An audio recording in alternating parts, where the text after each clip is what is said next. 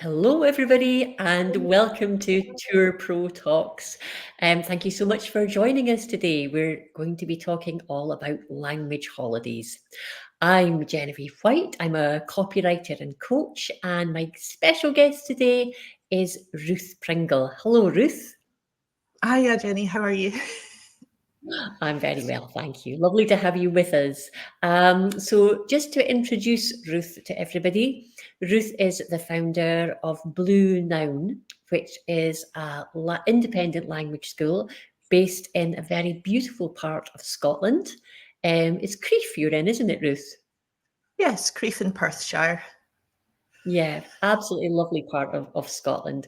We're going to be talking all about language holidays because Ruth's holidays are just a little bit different. If you maybe have an idea of what language holidays are like, your idea might be a little bit behind the times, let's say. I know mine certainly was. So if you've got an experience of language holidays, please comment. Comment anyway. Say hello, say where you're from. If you've got any questions you'd like to ask Ruth, it'd be lovely to hear your questions as well. And otherwise, let's get talking. I've got lots of questions for Ruth, and as usual, only half an hour, so we don't have very long. So, Ruth, let's maybe get started by talking about Blue Noun. It's such a cool idea. How did the idea for these language holidays in Scotland come about? I used to live in France, and I used to work as an English language teacher in France for a corporate language school. And it's where I kind of learned my trade, as they say. So I learned English language teaching skills there. But I was only ever in a classroom with these people. And a lot of times after class, people would come to me and say, how can I get better? How can I improve my English? Is there a way to travel, a way to explore and speak English? And at this point in time, there wasn't. There was options for doing homestays, and there was options for being in a language school in a different country. And I'm increasingly horrified by that side of travel and the idea that people would go to the UK and just spend their time in a classroom. And for me, the joy of traveling, the point of using your English in another country is to use it and to get to know the culture as well. So that planted the seed. But it took another 10 years before I actually was in a position to do it. And by that time, I was back living in Scotland after being away for 15 years. And I think that's part of my joy, is just being able to share Scotland through just being happy to be here, to be back, but with an awareness about why it's so special. Having lived in lots of different countries, I kind of know, I can see its assets differently. So I think the travel that I did was part of the story also. Yeah, and with your knowledge of Scotland, I think you're in a great position to offer people, just maybe a little bit different of, maybe away from the beaten track, from the usual places that visitors get taken to when they visit Scotland. You can do a much more kind of behind the scenes kind of approach. Yeah. Um, Yeah. I totally agree with you about what you're saying about language schools. I mean, in my past life, I was an English language teacher as well. Spent many summers sweating in classrooms, hot classrooms, teaching kids who just looked like they'd rather be doing something else a lot of the time. Mhm. So I think what you do is really great. So let's talk a little bit more about the actual, the content, the experience that people get when they come to you. What would a typical day, if there is such a thing, look like on one of your language holidays? Yeah, I mean, there are definitely themes and things that they have in common, the days, but the point of my holidays is they are very personalized and unique. So before somebody arrives, we have a chat on Zoom, and I find out a little bit about not just their English level, but how they feel speaking English, because that's really what we work on. We're working on the the idea that you can enjoy your English when you're here, and that's something that you can then take away with you. So there's different ways of achieving that with different people, obviously. But things that we do together, like food, is a really common common themes. So we cook and eat together and share meals. Enjoy ingredients. Like there's a local farm that we get our organic veg from once a week, and together we look inside the veg box and see what our instructions are for a cooking challenges for the week ahead, and we share recipes, because sharing recipes, sharing culture. So it's not the holidays are really not about me going, blah, this is everything about Scotland. It's an invitation for you also to share your culture, and that's the theme throughout it, really. And then from that, we explore. Depending on different fitness levels and people's sort of passion for being outside, everybody's got a limit, and I like to take people to their limit, but not really push it. So that kind of works until I have somebody who's a lot fitter than I am, and then it's me following them up a hillside. But yeah, we explore and we share Scotland's, and you mentioned Perthshire being a beautiful region. It is, and I'm not the only person who wants to share it. We have like so many little micro businesses whose speciality is taking people outside into nature, or kind of doing outdoor activities like canoeing, cycling, hill walking, and paddleboarding. And so we kind of use these partners on our holidays and sort of join in on their adventures. So it's not me doing everything. I basically arrange the experiences. I take part in the experiences with the people, but we try new stuff almost constantly, and it's new for me as well, which makes it quite exciting.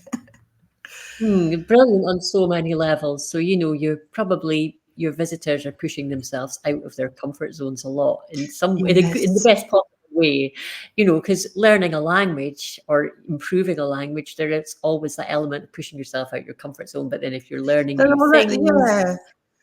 They're already outside of their comfort zone with the English. So the idea is that actually, if they're worrying about something else, like how to stand up on a paddleboard, they're not really worrying about their English.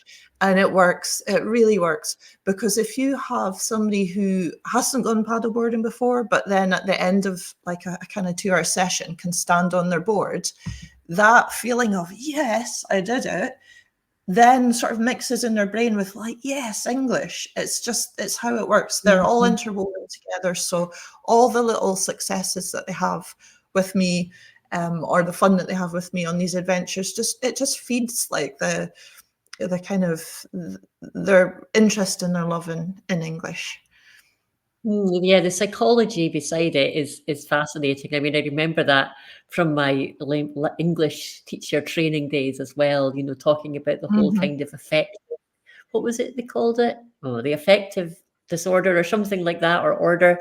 And it's like how you feel about a language and how you feel about learning a language is completely linked with, your feelings, how positive you feel about the whole situation. So if you're, in this, 100%. having this amazing holiday, learning new things, being outside in nature, all of these emotions, I suppose, are going to then be linked to language, and it's going to be a positive loop, isn't it? Yeah, I Yeah. mean, you mentioned nature. That's like a massive part of it. Just being outside in healthy places and stopping to look at flowers and exploring the forests, and like that's a different way of feeling good. It's all really, really positive things that just kind of build up a little bit of trust in yourself in the language. Definitely. Yeah, and all very invigorating as well, because you and I both know that the Scottish weather, well, it's not always wonderful, but if you're maybe coming from somewhere where the summers are very hot, then you've got that kind of lovely, fresh, refreshing climate, which is very conducive to learn, I imagine, as well. Yeah, Um, absolutely. Tell me a little bit. I'm really intrigued by this quotation that you've got. I think it's on, I read it on your LinkedIn profile. 1,000 micro moments of being you in English. I love that. I just wonder if you could just talk a little bit more about that, what it means to you. Yeah, I mean, I really try to explain how differently my method of helping people with their English is to a traditional language school. And I kind of people don't even know that there's a way of using their English like this, which makes it a little difficult for people to find me and search for me. So I have to kind of think of like little nuggets that explain, like that kind of can paint a picture of the experience they should expect. And this is one. And it's about how you, it's about the difference between sitting in a classroom. Now, obviously, I work with people who have sat in a classroom before, and they may want to sit in a classroom again. I'm not, I'm not burning down all classrooms, but that's not the only way to learn a language. And it's certainly, once you have spent time in a classroom learning a language, it's not great for the next step to be more time in a classroom learning even more language. The idea is to then take your language and put it into practice and discover what you can do with it, and play. I use the word play a lot because I think it's really, we get quite precious when we're in the education system of, oh, I've made a mistake, and people get very hung up about that. And in order to, a kind of antidote to that feeling of being scared to speak because they might make a mistake, is just to show them that they are speaking English and they are using it. And so like these 1,000 micro moments are like kind of tiny conversations or experiences that they have, but they're lovely experiences. They're biting into a cheese, or they're reaching the top of a hill, or falling off a paddleboard. All of these things add together to really turn into a different story about English that isn't, I learn English in a classroom and I'm an English learner, but it is, I can speak English. I can speak English doing this, and this. I am an English speaker. Yeah, it sounds absolutely amazing on so many levels. Tell me a little bit about some of I imagine you've had some really memorable reactions from some of your visitors. Can you Yeah. talk us through one of them, or yeah, a little story about Yeah, I some. mean, like, yeah, everybody's quite surprised. Like, and to be honest, I'm quite surprised too, because like my holidays are probably 60% scheduled in advance and 40% like kind of made up on the spot. But I think that's a good thing because people come and they're like, well, I've never done this, and I go, oh, okay, that needs remedied. We can do that. So there's a large element of this involved in it. But recently, so I had a lovely girl recently, and I picked her up at the airport, and we were talking about her English, and she was saying that her partner doesn't speak, like, is technically not as proficient at speaking English as she is, but he kind of quite happily goes blah blah blah blah blah and speaks to everybody in his imperfect English and has no discomfort at all about his level of English. Whereas she's much better, but she fears it. So I was literally driving her back from the airport, and I said, well, what result do you want from this week? Do you want to have more words, or do you want to be able to speak like your partner without fear? And we just decided we're going for like kind of fearless English. That's our target. Never like, and so we're really focusing on like absolutely like very, very little error correction, almost none at all. And to be honest, she really didn't need it. Her English was fabulous. But like, I think in all of her language experience, she'd had people kind of every time she spoke, and somebody had pointed out any errors that she'd made, and that just it had ingrained her to the point that she was making presentations at work to people who were like what we call native English speakers, like first language speakers, and she felt awful that she might make a mistake in front of them. Like, why? They can't speak your language as well. The reason why we're all communicating in English is because they're really terrible at your language. You have the advantage in this situation, not them. And so many second language speakers don't take that on board, and they kind of just want to be better and better, and perhaps more perfect. And it's not even a fair goal to set yourself. It's an unachievable goal, really. So why not Why not just go, right, okay, I have spent, I don't know, 5 years, 10 years learning English. Maybe it's time to cash in on that and actually have fun, enjoy speaking English. And then, you know, the result of that is they go home not only feeling more confident in their English, but looking at ways to continue improving in English. It's not like I cure them from wanting to get better. I give them a path to enjoy getting better. Yeah, it's and sorry, there's a comment from Roz. Hi, Roz. Fearless English, excellent as an objective. I agree. When you said fearless Yeah. English there, I was thinking that could be a name for the language school as well. I love that. It should be, shouldn't it? Yeah. And what, I mean, that's such a lovely story and amazing, yeah, an amazing objective to have. And what sort of activities did you do with this particular visitor? You know, Oh, not yeah. I not mean, specifically, what did you do with her?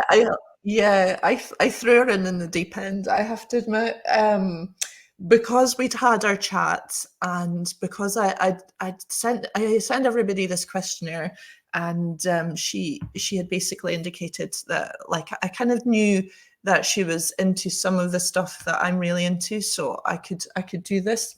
But she arrived on election day in the UK, and it had me going like, how can I share this because it's an incredible time to be visiting a country, because there's this really special zeitgeist, like it's the election, there's election fever, everybody's talking about it.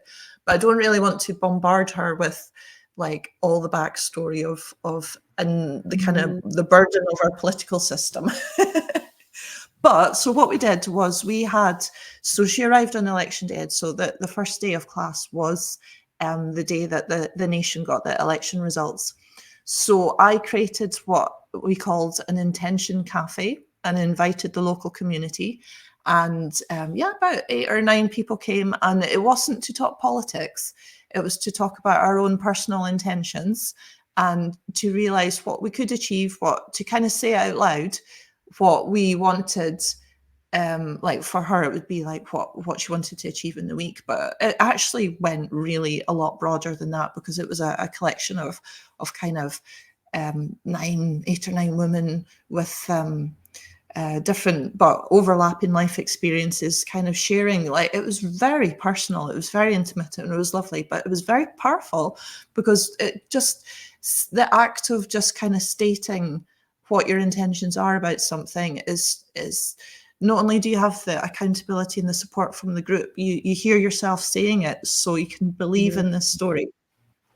And then it was a nice way for the community to get involved. So the language hub is really, I use the word hub, not school, because the exchange is between the language users and the community. So like the door is open to the community, with the idea that again, in language education, you can be sitting in a classroom and somebody can say, "Whoa, what do you think about this?" And then you reply, "Ooh, I think about this." But actually, nobody cares what you reply.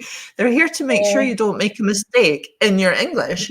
Nobody's actually listening to what your heart is saying. So the idea is actually we want to hear what you have to say. You have incredible experiences and knowledge and expertise to share.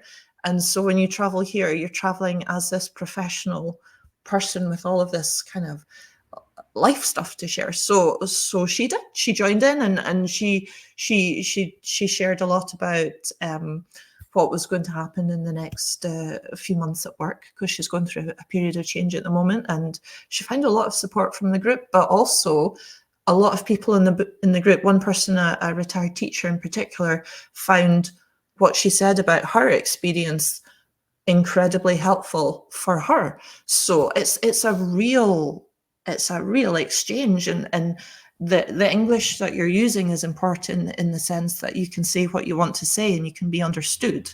I'm happy with that. And everybody should be happy with it. Yeah. I mean, I'm trying to actually sitting here trying to rack my brains thinking, what other like holiday tourism experience could you go on that you would actually be plunged into a community? You know, it's the sort of thing you Mhm. dream of maybe when you go Mhm. on holiday. You know, you're becoming an insider almost. You know, you Mhm. are. You're an Mhm. insider. You're talking to other people, sharing ideas, learning from each other. I mean, that's an Mhm. absolutely Mhm. fantastic Yeah. experience to have. Yeah. And Um, what a way enviable. to develop your language skills and to empower yourself. You know, it's very, very special. I love helping people like this. I definitely do. It's Mm. yeah, and you know, it's slightly how I learned French. I'm a terrible French user, but um I've got very, very fond friendships and love for the people that I had a similar experience with. It bonds you to the language instead of just being like kind of, I don't know, like floating separately from this thing called English. It's just, it becomes part of who you are, and that's just Yeah. very powerful. Very powerful. One of my first students here, she said that she came to kind of improve in English for her work, but she was leaving to improve in English for herself. And I was just like, yes. Yeah, it's so lovely. It's just a complete mindset shift, isn't it? Yeah, Yeah, amazing. yeah. Yeah, I mean, I would agree with you as well, Ruth. I mean, I think my language learning experiences have been quite similar to you, just like, you know, being working in a community and learning that way. But I mean, what you're offering is really good because not everyone has time. You know, I had these experiences when I was really young and I hadn't started my career yet. You know, if you're, you know, a fully grown adult with a job, with a profession, you don't have time to Mm, just set everything down and go and work somewhere for a few months. But what you're offering is a very kind of mm, intense yes. experience that you could, you know, fit into a holiday from work. So, Mhm. but it's so much more than a holiday, isn't it? Yeah, but Um, the holiday is really important. Like it is, because I know how hard people work and how valuable free time is. It's the idea is that actually, yeah, they go home knackered. They go home like absolutely. They have they have had full days, but also we do write in. We schedule in a lot of relaxing, a lot of kind of really slow stuff too, like maybe we will just kind of cook breakfast for a few friends and sit and eat it for a couple of hours. Like it's not all rushing about from one place to the other. Like it is very important to have that slow time, as well as, like, again, um like I describe it as like kind of you want to see the vast landscapes, but you kind of want to hmm, slow down and spend time with the tiny details. And when you do both, you get to know the place. You don't just get to know the place by looking at all the different touristic places. You kind of pausing and kind of, I don't know, smelling the handmade soap and speaking to the soap makers. Just it brings you into the heart of the place. Yeah, so it's pacing is an important part of it, and also I suppose Very much. you being able to, well, the groundwork you've put in to personalize the experience beforehand, Mm, but then also mm, reading the person, because people might say beforehand, I want to do this, this, this, this, but then they might get mm, there, and during the experience, you know, they might get tired, or they might just have a bit of a mm. dip day, and I suppose a part of what you would do would then be, you know, reading them for signs of exhaustion, Yeah, or you know, needing to change yeah, the pace, ramp things up a yeah. bit or No, whatever. I do. I Mm, mean, I'm constantly kind of moving things around like that, and but that, like, it is. I think everybody has an idea if they want to. They're investing in this language learning holiday, so they want to work as hard as they possibly can on it.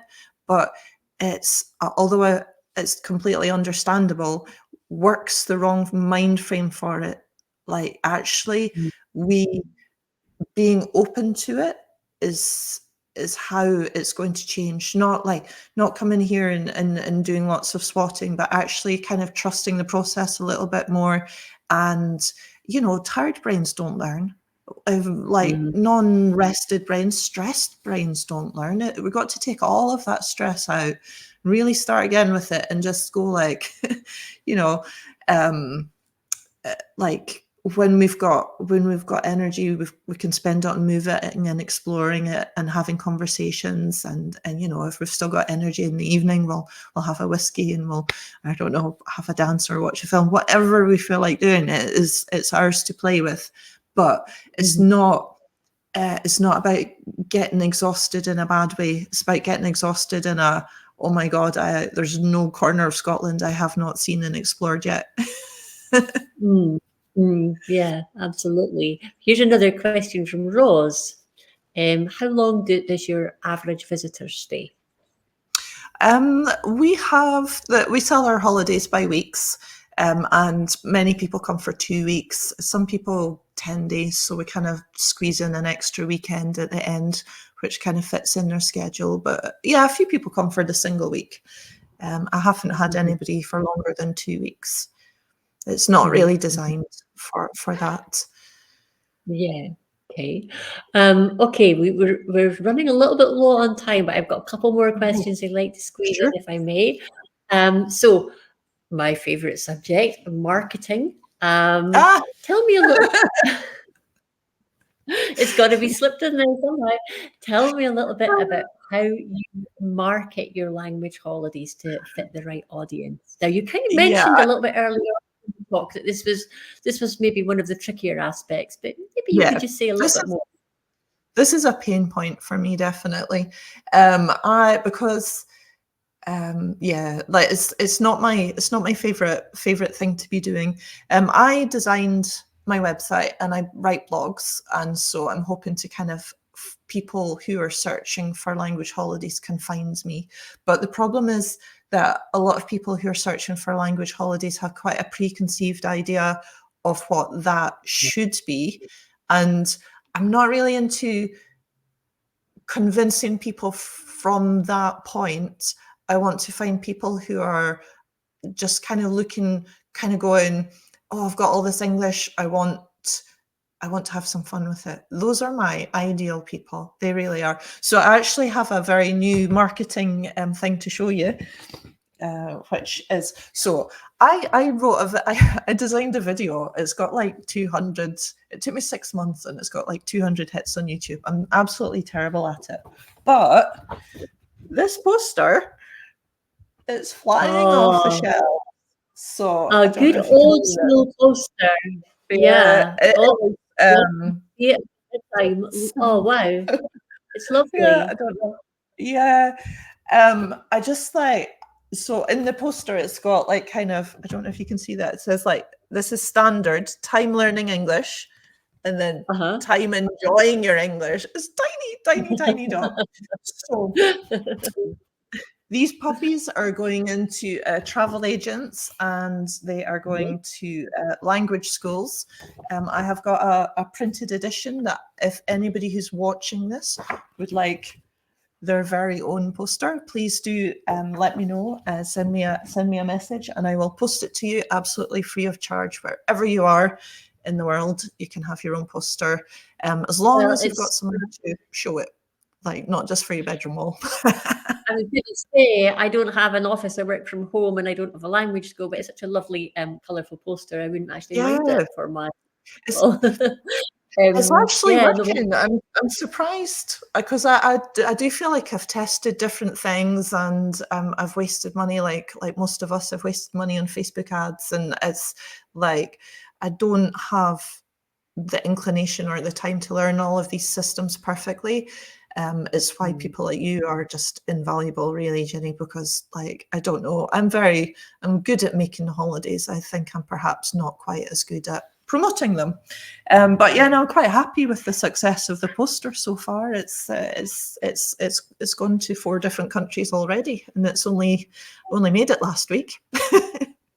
fantastic. Well, anyone who's watching this, if you've got space on your travel agency wall, or wherever you're based, as long as you've got a good footfall of people walking by, I will. Yeah, beautiful poster for you, and this will be happy to share that. And yeah, I'll also be putting this in the newsletter, which will be coming out next week. So yeah, do get your hands on the poster before they're all stamped up. Fabulous. And And yeah, I just very to kind of finish off, just listening to you. I mean, I think learning a language is it's such an important part of it's like a gateway into another culture and another culture's way of thinking.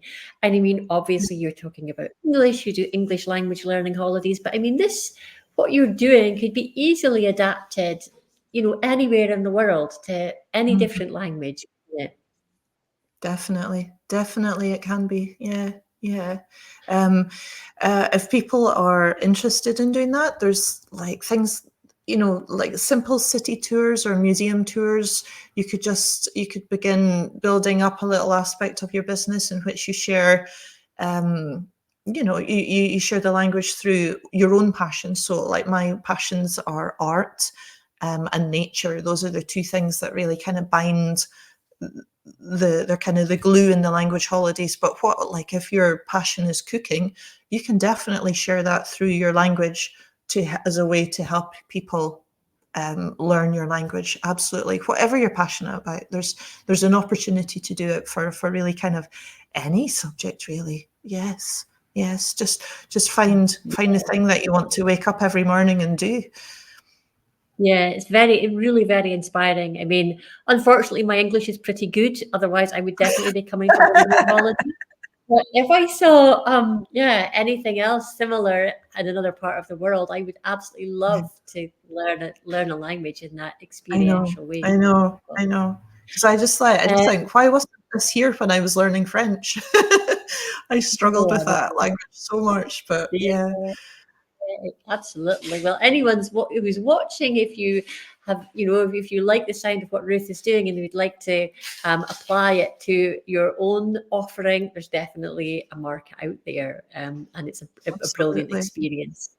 Yeah, Ruth, we're going to close this up now, but where can we find you? Apart from on LinkedIn, obviously, mhm. where are the best places to follow you and the activities of Blue Noun? Yeah, I'll just point you to the website, which is bluenoun.co.uk. There's options there for finding out about my English language holidays. And then inside there, if you actually go to that, I'm an English teacher. You don't have to be an English teacher to go into that space, but there's lots of information about how I started my business, and I wrote it to help people who perhaps wanted to do something similar. So, yeah, there's a whole page of which links to different blogs about getting started, and yeah, just yeah, like kind of the last 4 years of my business, basically. Yeah, so it's full of tips that might help you do something similar if that is indeed something that you want to do. Oh, what a valuable resource. That's really lovely that you've shared that. And thank you, Yeah, Ruth, for sharing all of your experiences and insight today. Really enjoyed talking to pleasure. you. Thank you to our lovely audience. There's Bon Continuation. Thank you, Pronounce merci. it. And yeah, thank you to everybody, and see you next week for another Tour Pro Talks. Goodbye. Thank you.